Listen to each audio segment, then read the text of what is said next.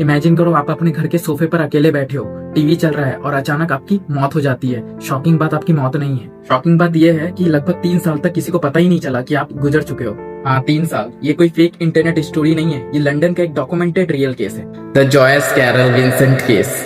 जनवरी 2006 housing officials rent unpaid होने की वजह से वुड ग्रीन अपार्टमेंट का एक फ्लैट खोलते हैं और वहां जो उन्हें दिखता है वो किसी को भी डरा दे। सोफे पर एक हड्डियों का ढांचा पड़ा था, टीवी लगभग 3 साल से लगातार ऑन था और लिविंग रूम में क्रिसमस गिफ्ट रैप्ड रखे थे, वो गिफ्ट्स जो उसने क्रिसमस 2003 के लिए खरीदे थे पर कभी किसी को दे नहीं पाई। आप सोचेंगे ऐसा कैसा हो सकता है, कोई मिसिंग रिपोर्ट क्यों नहीं हुई? जॉयस सिर्फ 38 साल की थी, वो शुरू से ऐसी नहीं थी, वो अट्रैक्टिव थी, इंटेलिजेंट थी, अर्नस्ट एंड यंग जैसे बड़े ऑफिसर्स में काम कर चुकी थी और उसकी एक बहुत अच्छी सोशल लाइफ थी। लेकिन शायद एक एब्यूसिव रिलेशनशिप के डर से उसने अपनी जॉब छोड़ दी, अपना फोन नंबर बदल लिया, दोस्तों और फैमिली से कांटेक्ट खत्म कर दिया और खुद को पूरी तरह आइसोलेट कर लिया। इन्वेस्टिगेटर्स के हिसाब से उसकी मौत दिसंबर 2003 में किसी नेचुरल कॉज, शायद अस्थमा अटैक से हुई थी। पर 3 साल तक ये राज छुपा कैसे रहा? रेंट हाउसिंग बेनिफिट से ऑटोमेटिकली पे होता रहा, इसलिए लैंडलॉर्ड को शक नहीं हुआ।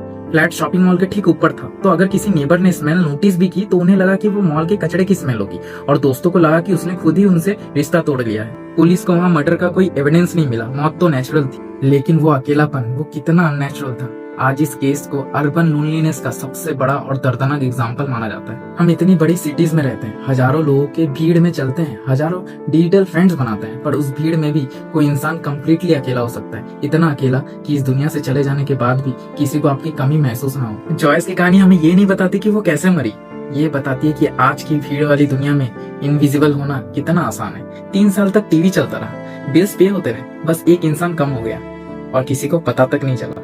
मौत से ज्यादा खौफनाक की खामोशी।